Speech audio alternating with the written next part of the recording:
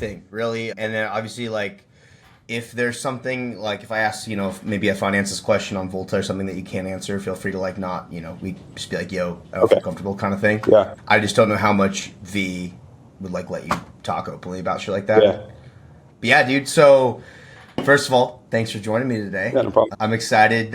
You're my 5th recording. Oh yeah. So goal is to get 8 of these bad boys, and then we launch this thing.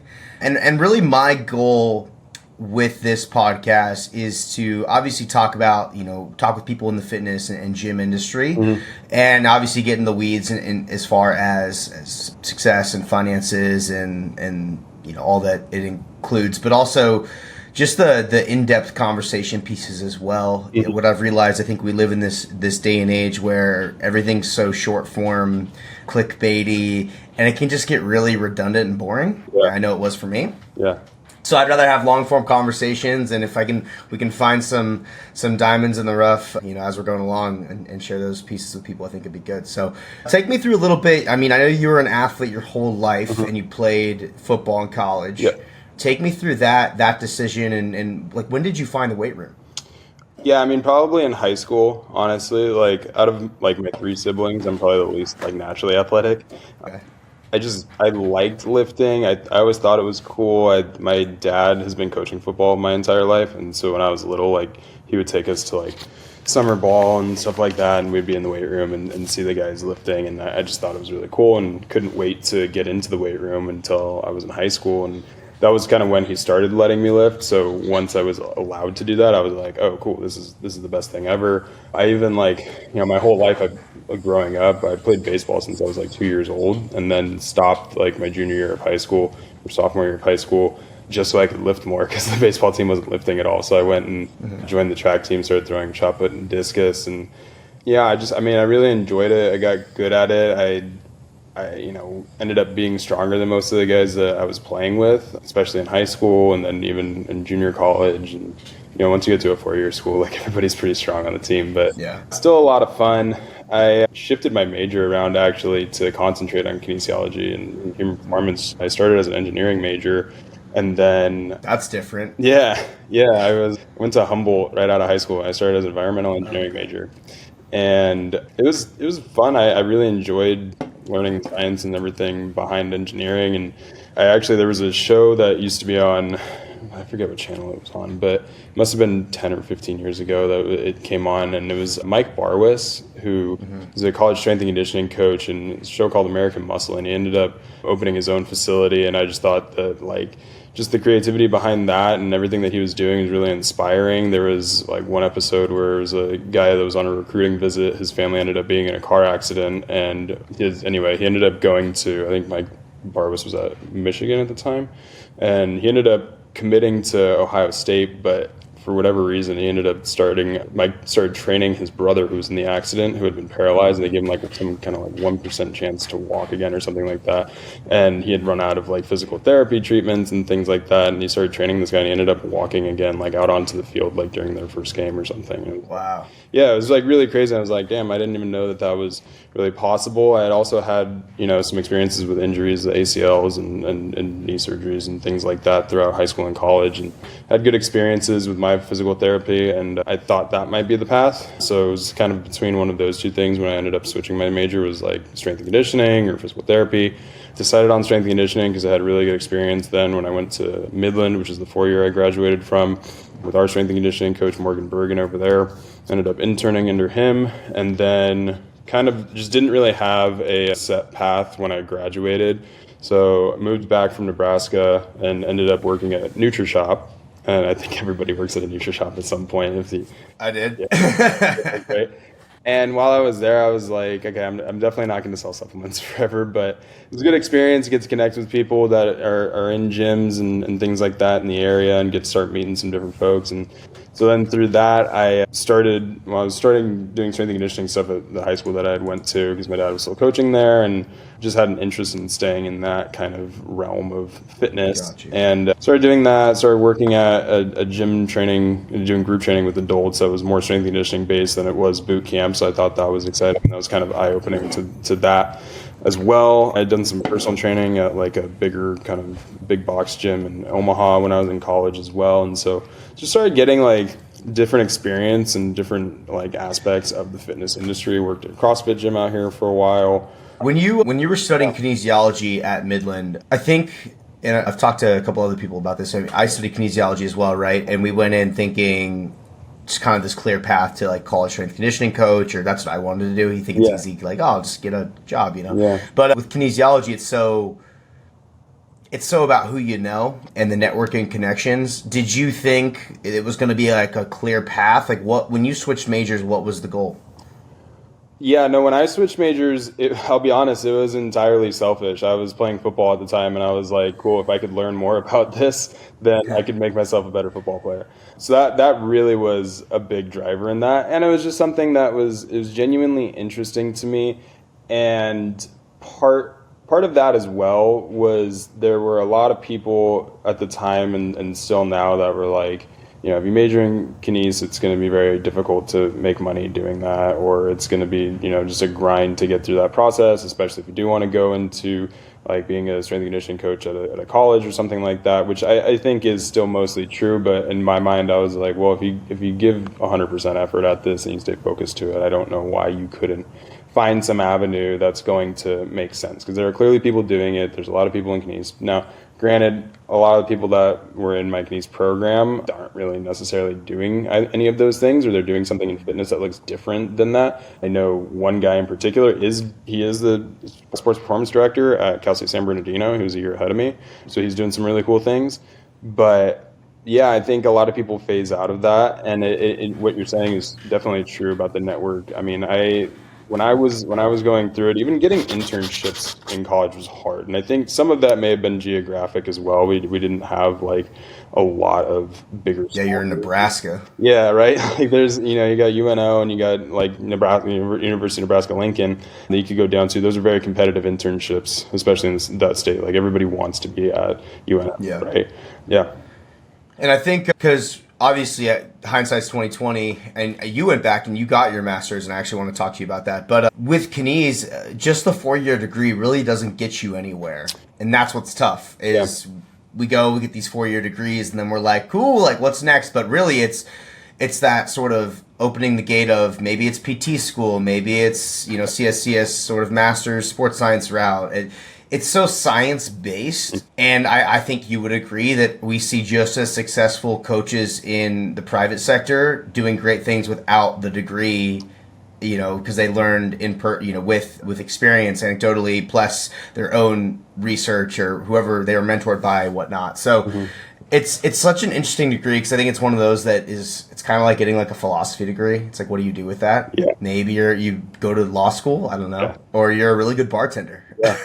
Yeah. No, I would definitely agree with that. I think it is tricky, because I think when you get like a human performance or kines or something that's like more science-based and more acclimated to sports performance, when you come out of that, especially if you want to approach a different direction in like fitness in general, if you want to do personal training, if you want to open a gym, if you want to do something that's not working with college athletes or even with youth athletes, you're probably a little bit behind.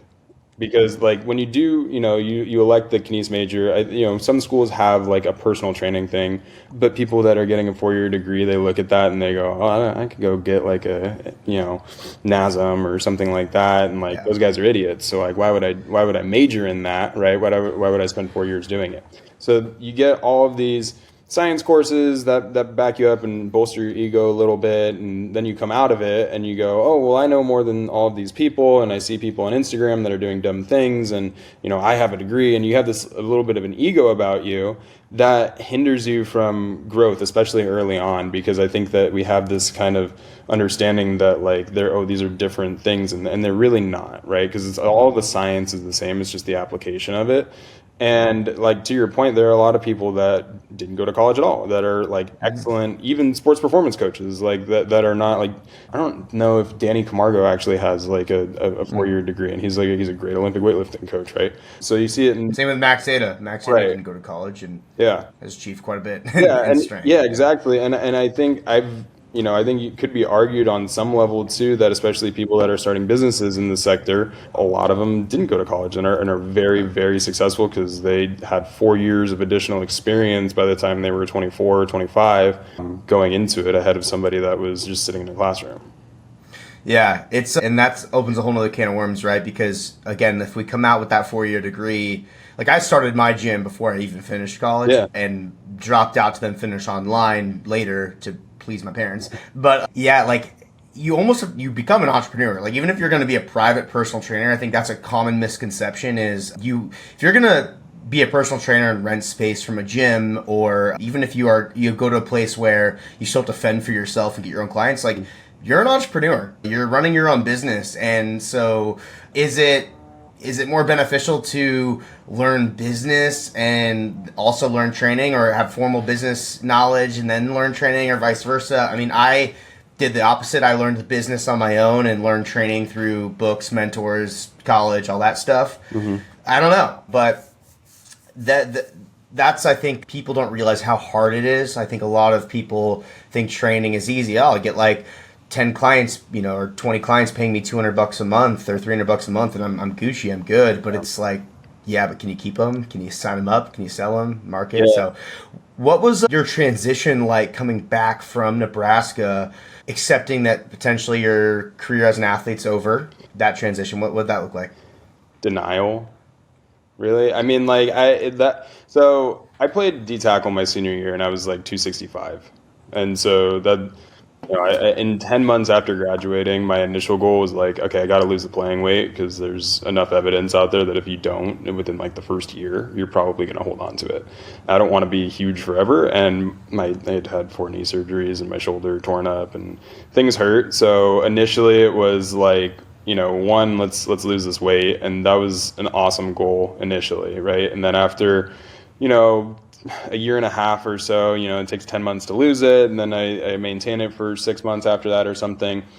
You kind of get to a point where, I've spent the last however many months every day in the 24-hour fitness in Cyprus, and I'm just sitting there, I'm like, okay, what do we do now, right? Like, we're getting a cool pump and hanging out in the sauna, and then I go work at NutriShop for 4 hours, and I go coach somewhere else for a couple hours, and like, now what? So at that point, I was still pretty much in denial of like, because you still had that entire identity wrapped up in like being an athlete. And there were even points when I was losing weight that I would get below like 230. I remember like every time I would be like right around 230, I would be like, damn, I'm getting kind of small. Like, I don't even know if I want to. And what was your heaviest? 265. Okay. Yeah. And I was like, damn, I don't even know if I want to continue losing this weight, even though I'd probably be happier. I'd probably, I'd definitely be healthier, look a little bit better, things like that. It was just like kind of a mental game. And then once I did, and I was pretty happy with it, I was like, okay, I still need something to like identify with because I hadn't developed like a career yet. I wasn't set in everything. I was working at 4 different places doing completely different things all the time. And so I kind of decided, I was like, okay, we're going to figure out something in either like mixed martial arts. We'll do maybe powerlifting, maybe CrossFit, maybe weightlifting. I had always been good at doing cleans and was like able to clean more than everybody. So I was like, cool, we'll do weightlifting. I'll get a USA weightlifting cert and that'll count for CEUs for my CSCS and we'll roll with that. So picked up weightlifting, got a coach. Actually, I did my first meet without a coach, and that's how I ended up with a coach because they approached me in the back. Who was your first coach? Sam Chang at Waxman. Oh yeah, okay. Yeah. And so I did the SoCal Winter Classic, was it the Winter Classic? Yeah. And I was like taking attempts in the warm up area, and he came up to me and he was like, "What are you doing?"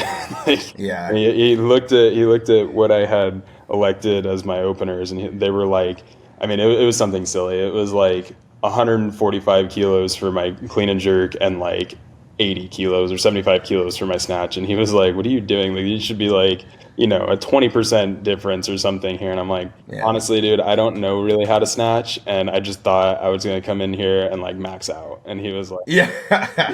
Yeah. All right, well, like, let's fix that. Like, let's get you a coach. I was like, okay, cool. So started working with him, and I've still worked with him, off and on for the last, I think that was 2018. So it's been like 5 years now. I haven't done a meet Ooh, probably well, actually I did one last August, so it went like okay. I'm always like wanting to get back into doing it, but it's a lot. I think it's tough because, obviously, like, I never played sports in college. Mhm. Sports football was like my identity in high school, Yeah. and I found powerlifting because I was like, I know I'm not big or good enough to play in college, and so I started my first powerlifting meet in high school, and then that was taken away from me with my knee surgery Yeah. and stuff in 2018. That identity shifts hard, and I think what's hard about guys like us that have that all or nothing personality mentality is we sort of always need something, but what I've realized even recently with jiu-jitsu is it's very hard to have like balance. It's very hard to if I'm going to sign up for a tournament, it's very hard not to like want to train twice a day, Yeah. do 10 sessions a week, and then everything else in my life goes to shit, Yeah. family, relationships, business. And so yeah, I know you've done a lot of different things. How do you deal with some of that, like kind of keeping the temperature check on making sure that you're not sacrificing some of the intangibles because you're locked in on a meet or you want to be an athlete again? Yeah, I mean, I think it's been hard to find a balance, and I think part of that, especially for me, was that in college like there was something scheduled for me every minute of the day from 5 a.m. to like, I'd finish being at study hall at like 10 p.m. And when you get thrown into adult life, now you got to make the schedule, Like that. and it's not like that, right? And especially if you're running your own schedule, like if you have a business or you're trying to train people, like, one of the things for me that shifted it was like realizing that kind of like you were saying at the top of this conversation about everything being short form and kind of this instant gratification is that everything in the world right now is instant gratification and delayed punishment. And so like, especially if you're in charge of your own schedule, if you don't want to go make a couple of phone calls to follow up with leads right now, that's not going to really matter at the end of today. But in 6 months, when you haven't hit certain metrics that you're looking for, you're going to realize what happens. Like, oh, well, I had, 15 days in the last 6 months where I was just kind of in bed and was like, yeah, maybe I'll roll out, go train at noon or something like that and figure something else out. Now, on the other side of that, especially like just running the gym before, what I notice is that like your training business runs better when you train. Right, like especially like if you can talk about it on like a cognitive benefit or what, like I don't care what it is, but like I think part of the conversation is being able to like relate to people when they're talking about their training, or it's just you seem more enthusiastic when you're trying to sell a membership or display the value to somebody or something like that. But I think those two things have kind of helped me find a little bit more balance, and also allowing myself to shift goalposts a little bit. Whereas like before, and especially when you start something new, like especially when I started weightlifting, I started working with Sam, and dude, I mean, my total went up like, I mean, it was something stupid. It was like 40 or 50 kilos in like 3 months because my technique was terrible and didn't really get any stronger. But that initial like 3 months where you have that insane newbie gains, you just never get it back again. And so it's easy to kind of start to like, okay, well now I'll go do jiu-jitsu, or I'll go do a powerlifting meet, or I'll run a half marathon, or I'll do whatever. Those are all fine, especially if they're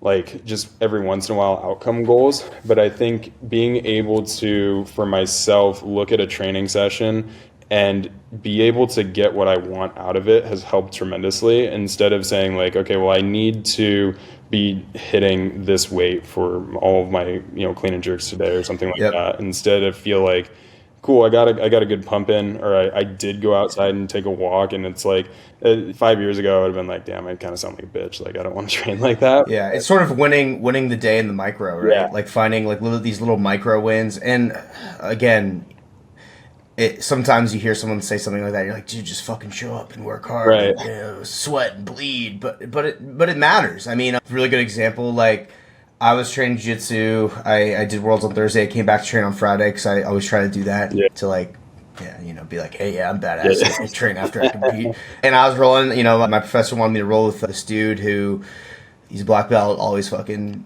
beats on me, big guy. And I just go to like a roll. He's like, oh, go with, Zach, go with so-and-so. And I was like, I kind of like roll my eyes. And he just looks at me. He's like, dude, play guard. Like, piss him off. Irritate him. Like, and I did. And then I found a submission. But it was like 4 minutes of battling and just playing guard. And afterwards, my professor, this is Jiva, he goes, see, where's the lesson? And I was like, I don't know. He's like, finding a way to win. And even if that means that your win is he doesn't pass your guard, he doesn't score on you.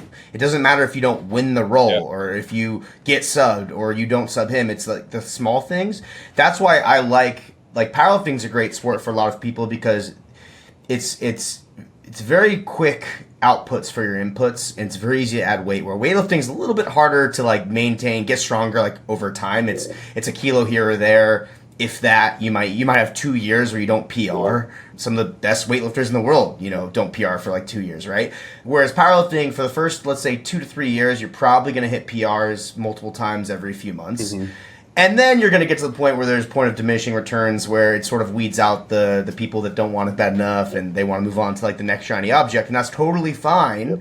But yeah, I think it's so important that we find the win in the session, whether it's, and that can go for business too, but like in lifting weights or sport, it's how can I get a little bit better, 1% better today with my technique, or how I executed this, or did this move better than last time, even though it's not heavier? I think that's so important. Yeah, definitely. And that's, I think too, and even when you look at training in general, like, when you talk about like relative intensities and things like that, like just the stimulus that we're looking to get out of that session usually comes down to the way the session feels. I think that takes some experience to get to that point.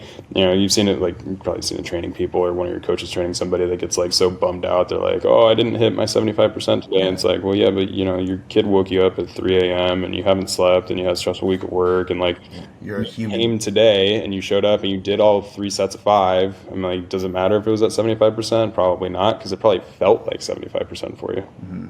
Yeah. And just, it's funny, man, because when I was younger and competing in powerlifting, and I was like competing as like a teen and a junior, it was all about the short term. I want to be the top ranked junior. I want to have this record as a junior. It's like your view is so small and finite that it causes issues. Like if you're not making progress fast enough, you jump ship. We've had some clients leave a coach recently who's one of my best coaches. They're young. We call them like our Gen Zers because they are Gen Z. Yeah. And they just had a meet, like 2 of his clients like just crushed their meet, like 9 for 9 PR totals. And I think they weren't happy with how much progress they had. They wanted even more. And so they're like, I'm going to try a different way of coaching. Or the coach stood their ground a little bit on like what kind of programming he was going to give them and wasn't going to like just give them everything they asked for all the time when they ask for something new every week. Yeah. That's how they operate. And I see that, and it sucks because now I'm like the old dude, where it's like, oh, well, back in my day kind of guy, and that sucks. Yeah. But at the same time, it's life, man. Yeah. So it's just frustrating sometimes, but definitely. We've been through it all. So you did NutriShop and eventually opened a gym with one of your friends, V, called Volta, that you manage. Yeah. You opened what, in 2020? 2020, yeah, in June. So about 3 years ago, yeah. Huntington Beach, group training studio with some personal training and stuff. Yep. Talk me through that, and I know you guys closed down a handful of months ago. Talk me through, its life cycle and why you guys decided to close. Yeah, so So I had worked with V prior, right? There was a gym that was in our location that she had owned with another partner. They ended up closing down 2019, September or so, something like that, I want to say. And then I was in my master's program and working as an intern for Ryan at Chalk over here. Mm-hmm. And he had let me start training some people on my own, like kind of out of the gym and things like that. So I had some decent like personal training clients and things. And she was still on the lease of the building that they were in over at, it was Active before. And kind of hit me up and was like, hey, like I have this lease and it's just sitting there and I know you have ideas. So like, what should we do?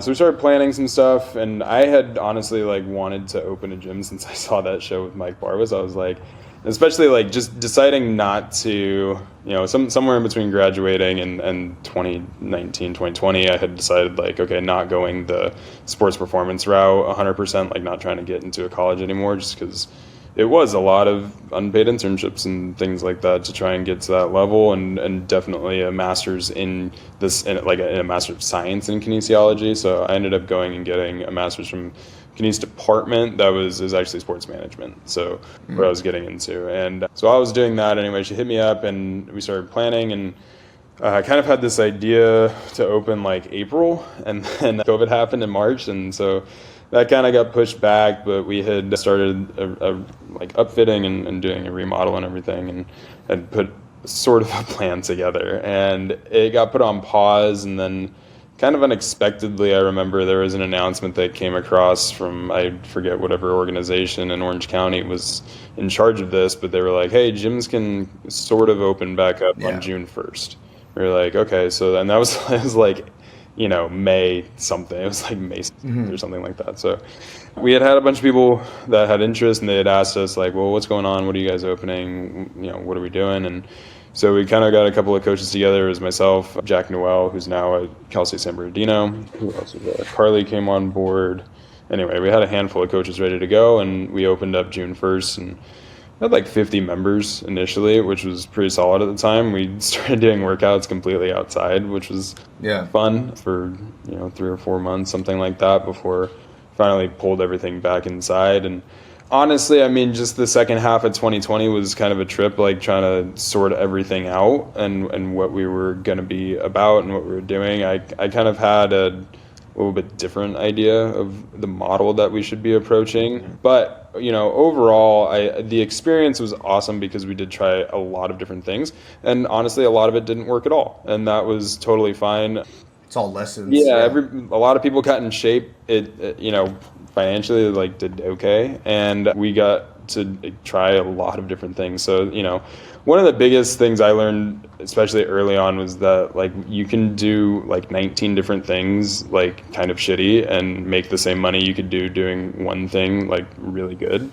And that's probably what you should focus on instead of adding different services. Because when we opened, we had like people doing group classes, we had people doing personal training. I was renting space to some different people. I was having people, like we were coordinating with like a local high school to bring in sports teams and things like that. We were doing like online training, and it was just, there were so many different things that what I started to realize was going on was that basically like when people would go out into the community and tell stories about what the brand was, they were hearing 15 different things.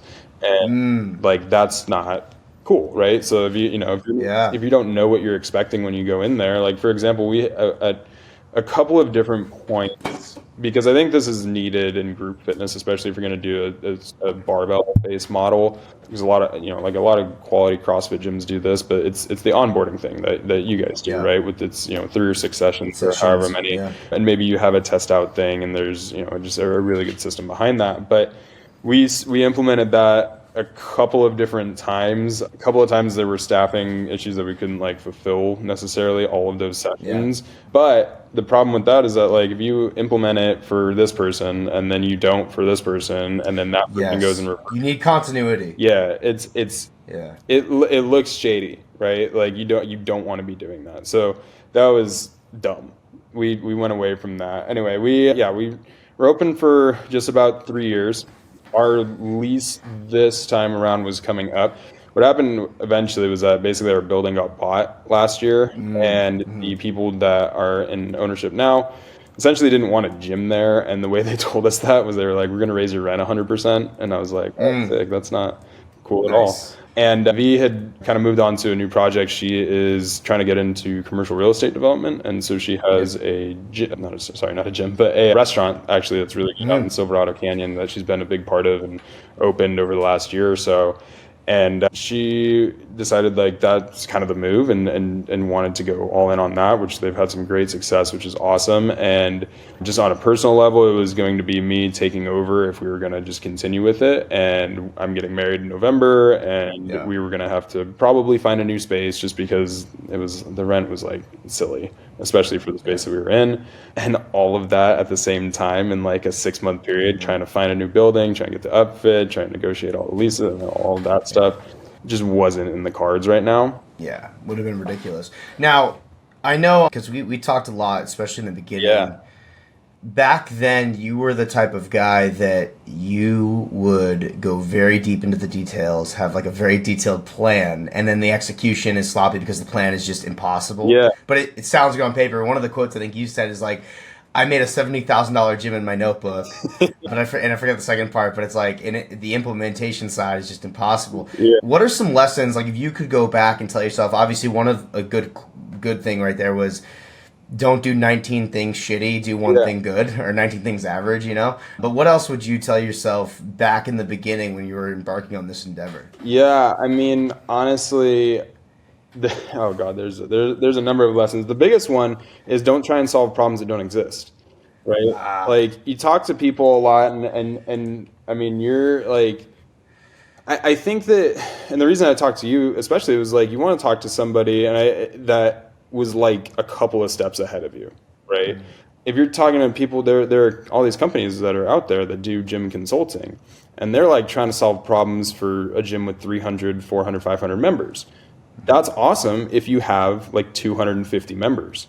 If you have 50 or 75, these are not problems that you need to be solving yet. And so trying to implement that it's unnecessary. It's like try and get super busy first and then yeah. sort out the rest of it. It's like the way that I like to kind of look at it at this point is like you want as much clay as possible to be able to shape with, right? Like if you don't have it, then it just doesn't really matter at that point. So, keep things simple, come up with like a minimum viable product and especially like a service that you can really consistently deliver. I think, on the other side of it, you can't be short-sighted and be like, we're going to, text every single client at 7 a.m. every day to make Yeah. sure that they had their breakfast after they came into their 5 a.m. session or something like that. Like, it's just not going to happen. So, There's like a meeting point between the selling of your soul and building something that's scalable. yeah. And it's very easy, yeah. In the beginning, like when I started, it was like over deliver, over deliver, Yep. over deliver, and then you start to realize, okay,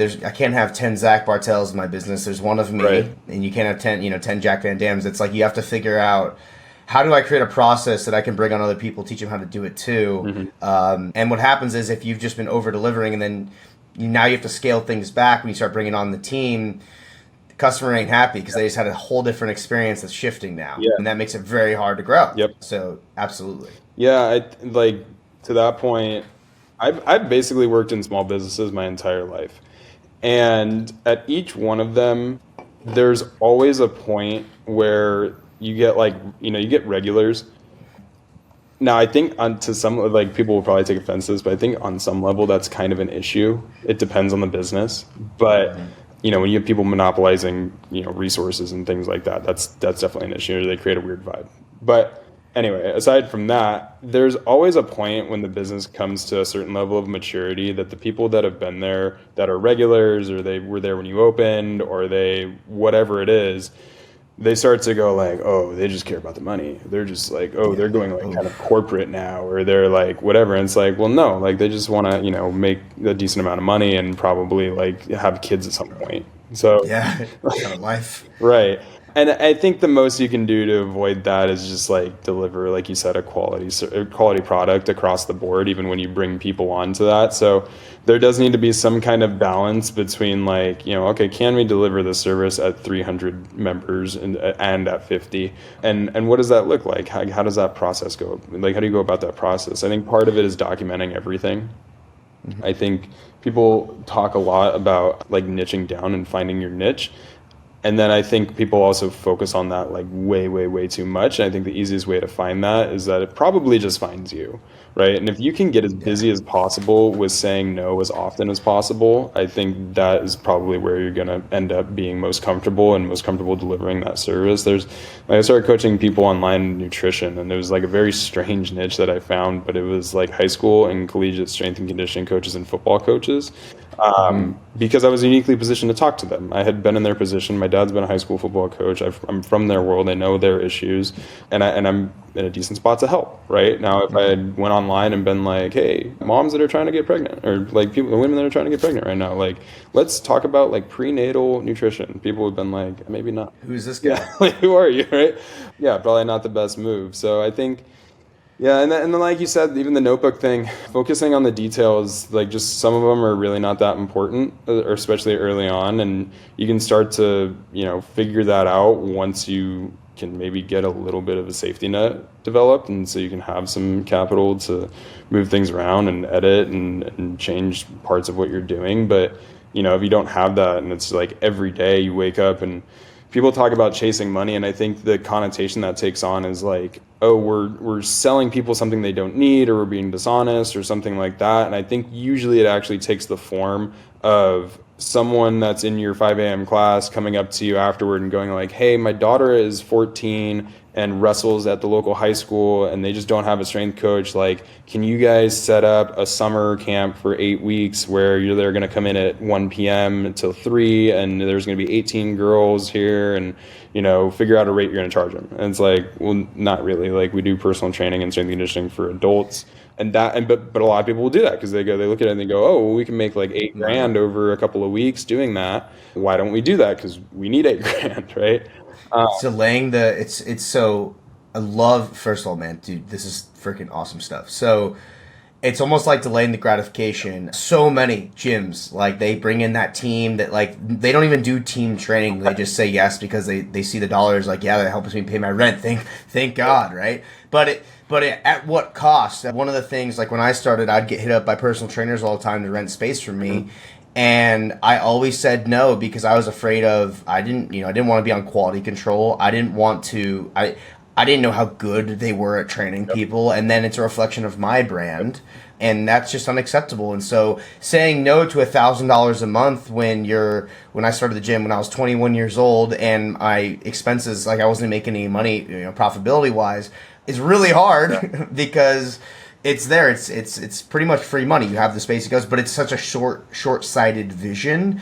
And that, I think, is why a lot of gym owners struggle. They take that sort of short-term approach, just trying to get the cash to pay the bills, but they don't realize the implications of that long-term and how it tracks from the brand that they're trying to build.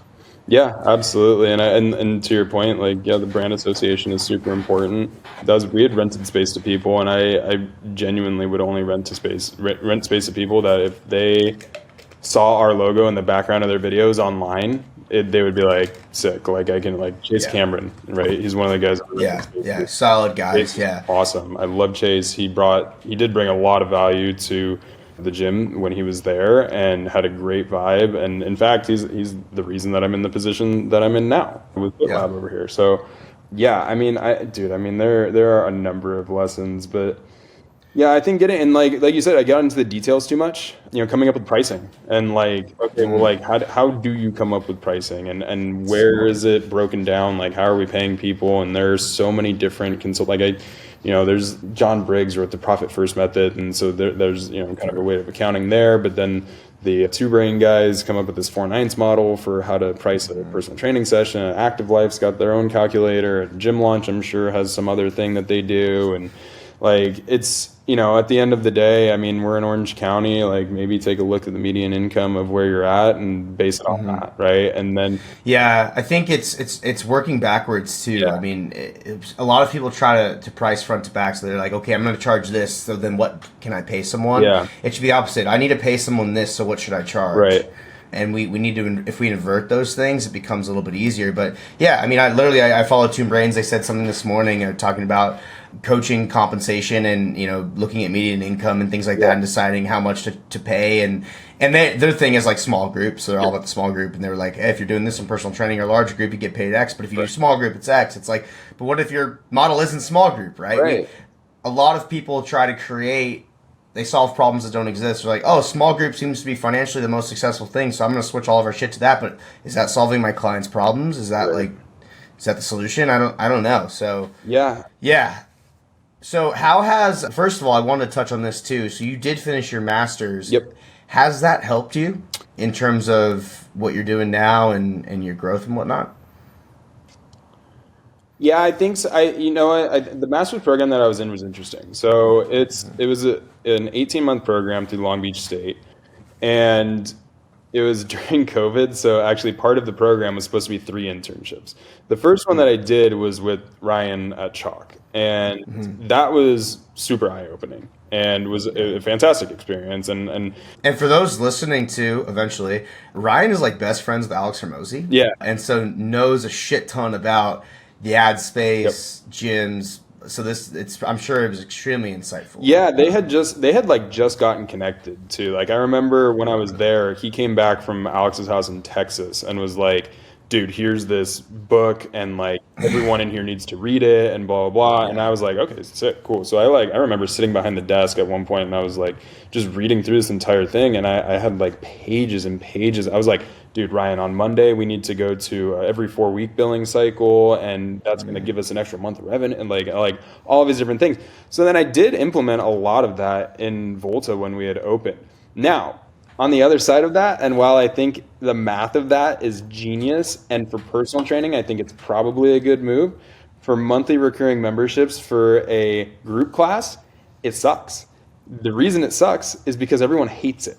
Because everyone's like, dude, I got billed on the 20th, now I got billed on the 17th, now I got billed on the 14th. Like, what the hell's going on? I don't understand. Like, especially you got like, say you have a 22-year-old client that gets paid like bi-weekly. They're like, okay, I don't really know when I'm supposed to have $197 in my account, dude. Like, what's going on? So the other lesson I learned from that was like, hey, like just raise your rates 8%, right? That's the same thing. So, but yeah, I mean, so the master's program, the content of it, I think, was really, really good. It was structured. I don't want to say similar to an MBA, because someone with an MBA will be like, no, you don't have an MBA, and that's not even remotely similar. But it was very similar. Like, right, we had finance courses, we had law courses, we had like marketing classes, we had all these different things that were taught by industry professionals. So like my finance course was taught by the guy that's the CFO for Shea Properties, and he used to be a CFO for the Angels, and I think the Ducks prior to that. So like, really quality guys. My law professor was a practicing lawyer. Like, so I think the content of it gave me a really good background as to like what is going on in the world of business, and not even just from a sports management perspective, because that was kind of what it was geared toward. It was like you were going to go work for an arena or a team or the NCAA or something like that. But really what it did was, for that 18 months, gave me a card that I could go use to get into conversations with people I had no business talking to. And I think that's something that's really underutilized for people that are in college or in kind of a developmental part of their career, is if you're simply putting in the work, right? People that are 5 or 10 or 20 steps ahead of you can see that. And they can see that you have a Cal State Long Beach email address, or you have this card that says you're in the grad program, or you're like, whatever it is. And they're so much more willing to talk to you at that point, and you don't even realize that you have that card where you can get into conversations that you have no business being in, right? Yeah. Just because you're putting in the work. Now, if you're working in the same industry as somebody and you're like, and you have no name and you like whatever, and that really often happens right after you graduate, right? Like, you've kind of missed that window. So if you can use every opportunity you can to like bug people nicely, that's going to be your ticket to everything. Networking, I mean, people talk about it like ad nauseum, but like it really is the best thing that you could do for your career. So I think it did help. I have a lot of good connections. I mean, even some of my best friends from that program are no longer like in the sports industry, but doing really cool things in other sectors of business. Like one of my best friends, he actually just texted me this morning. He's working as like the business development director or manager. I don't know what his title is necessarily, but for a construction company that specializes in like making medical laboratories. Like they have like crazy clearance. And this dude, like, he's a prime example as well. During our program, golf courses were still open. And so what he would do is he would go to a golf course and hop in a threesome and make it a foursome with like these 60, 70-year-old dudes. So smart. Yeah. And he would just talk to them all day. Holy shit. Dude, I'm going to write that one down. I don't play golf, but like my best friend lives in San Jose now, works in tech, kind of defense contracting really. But he just moved there, so he's been playing as like the fourth in a threesome. And like he's like, dude, it's sick. Like I just talk to these old dudes about life and shit. And I'm like, I love old people. Like I don't like when they're on the road, but I love talking with like my girlfriend's like grandparents. Like I don't have my grandparents anymore, but so like I talk to her grandpa at dinners all the time to the point where I feel bad I don't pay enough attention to her. I'm like, what did you think about the oil crisis in the 80s, you know? Yeah. And so good tidbit on that too. So I used to shit on the college degree, and I don't think it's as necessary. And I think that even like furthering your education with like a master's PhD, like it's a tool in the toolbox and it can give you opportunities. But what I didn't realize then that I realize now is like when it comes to business, so I used to really shit on like business degrees and stuff. The principles remain the same. Like the principles we're using today is the same that, Rockefeller used or, in the 1900s or whatnot. The principles remain the same. The landscape changes. Yep. And so, yes, like the vessel in which something gets delivered or how quickly or how fast you can get your message out via branding. It doesn't have to be mail. It's TikTok. But the principles remain the same. I think we discredit that it's been the same forever. It'll continue to remain the same. It's not like there's new things popping out every 2 years where it's like, no longer are we communicating via our voices. It's now something else. It's everything remains the same. So I used to discredit it a little bit more, but I like what you said there. It almost opens these doors for you. And then you get to decide as the person, do I go through the door? Do I have this conversation? Do I put myself out there? Or I think a lot of people mistake movement for progress, and they just go to school because they don't know what else to do with their lives, and then they get out and they're like, all right, now what do I do with my life? I guess I'll go get my PhD. Yeah, no, I mean, I 100% concur with that, and I think too, there's a second way that you can network too, right? So I think, and especially right now, the most useful thing that I have found is the first step is that you have to kill like putting people on a pedestal. Right? Because you've talked to some very, very big names in the fitness industry, right? Mm-hmm. Are they normal people? Yeah, everyone's human. Normal people, right? If you stop seeing people as these like micro celebrities, which they really are, because if you go tell your mom who you talk to, she's going to be like, okay, like, who is that? You stop putting people on the pedestal. You find people that you are aspirationally, you want to be like them, right? Or you like their stuff enough that you'll follow it. And then what you go do is you go take in as much content from them as possible, whether it's paid, it's free, it's whatever. You do it. If it's a training program, if it's business advice, if it's who cares, then you tell everyone about your success with it. You post about it all the time. You tag them. You maybe bring them some business, so you provide them value that way. And you do that consistently, bug them nicely about it, find these mini opportunities, tell them, it's their birthday on their Instagram story, or it's some kind of show that they like to watch. Like, connect with them a little bit. And then at some point you make a very small ask, like advice, right? Because they see that, oh damn, this guy's been like reposting all of my stuff all the time, like it looks like he's actually doing my training program, damn, he's gotten some results from it, awesome, cool. So now you've talked them up. And in that same process, you can also find out that like, there have been people that I thought were doing really dope things in their programming, and that I thought that their stuff with their concept was really awesome, and then I did their program, and I don't think it's bad, but it wasn't for me. And so I was like, okay, like we can go away from that, right? And it's not that I don't want that connection really, but it's like I don't want to necessarily work for you or like be putting all this stuff out there. Now, will I introduce people to their stuff if I know that it's in line with what they're looking for in their training? They want to be a little bit more like functional. They don't want to do so much, weightlifting or whatever it is. They want to do some more kettlebell stuff. Like, okay, yeah, great. Go check out this guy's stuff, right? And I think through that process, like if you don't have that card, it's really just being interested in what you're doing and connecting with people on a level that's not going to really annoy them or be like weird, like, hey, do you have a job? Can you hire me now? Like that's you have to provide value. Yeah. People get upset that I think some people don't give, let's say, handouts. Yeah. Like so-and-so has so much money. Why don't they do this? Or, oh, if only I had that. Or if only, they didn't respond to my email. But like what kind of value are you providing? I get hit up all the time. Like, I want an internship. I want this. I want that. But like, who are you? Yeah. Why don't you sign up at my gym and like be a part of the community first?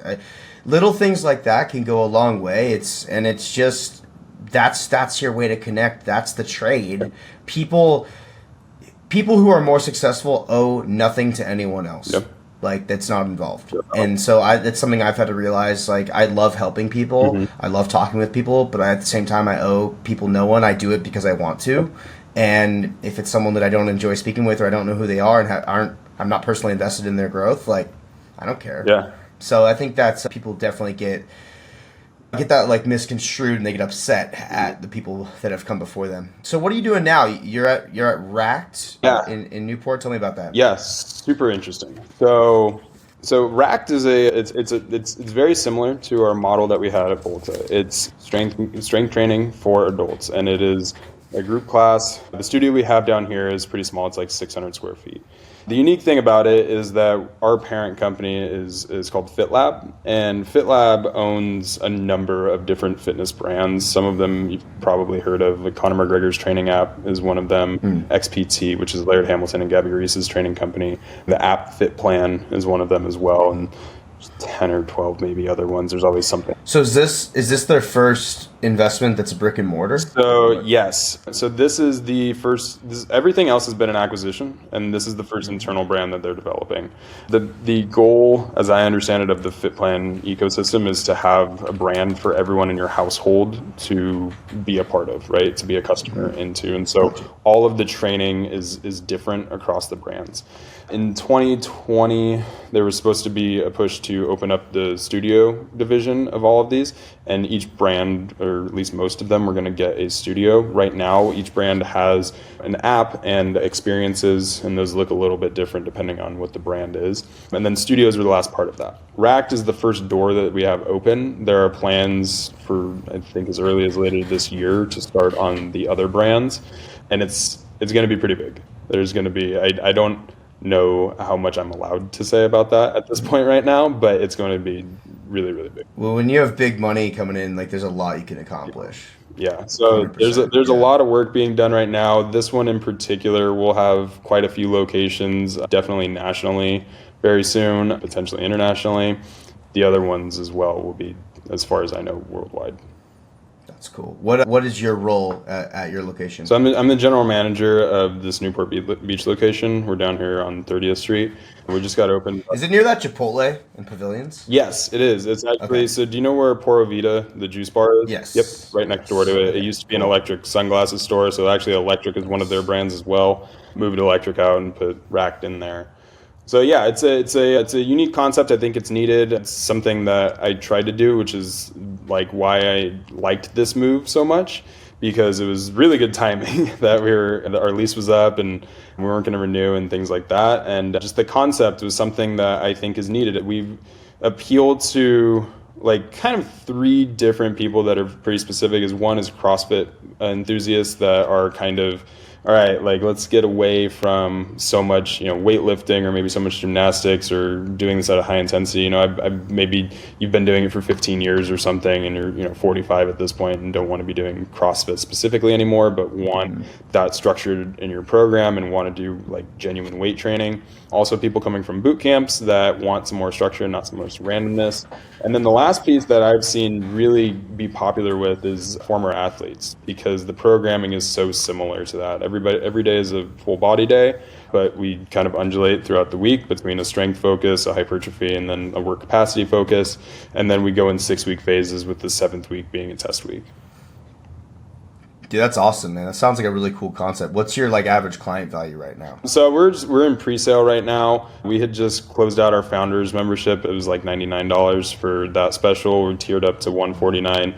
We'll be at $199 after grand opening. For future locations, I'm not sure what that is at this point. This location is really proving the concept here. As I said, it's like 600 square feet. It's 8 people in a class.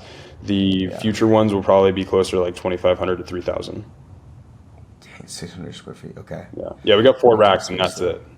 Yeah. But still, I love the micro gym concept. Yeah. Like people always ask me, when you open the other one? And I'm like, never. I just want one big one. But they're always like, why don't you open like a little small one somewhere else? And I'm still like, that's a headache. But yeah, man, that's awesome. I didn't know that it was that kind of model where you're really working with a bigger corporation, which is cool. It's the future. I think boutique, you're going to get a lot of big money investing in boutique fitness studios. I got hit up by Lifetime recently. Oh, really? Yeah, to talk about acquiring my gym, but they really wanted just to shut us down and pay me a number to like shut down and then get our clients to like Lifetime. I was like, you couldn't give me a number to do that. But it is really interesting to see the shift, because the big guys are struggling to compete with the little guys. But then if you bring big guy money to little guys, you can maybe do something cool. So that's awesome, man. Well, dude, I really appreciate your time today, man. I think we covered a lot of good stuff. Your story, I think, is a cool one, and you're crushing it. And I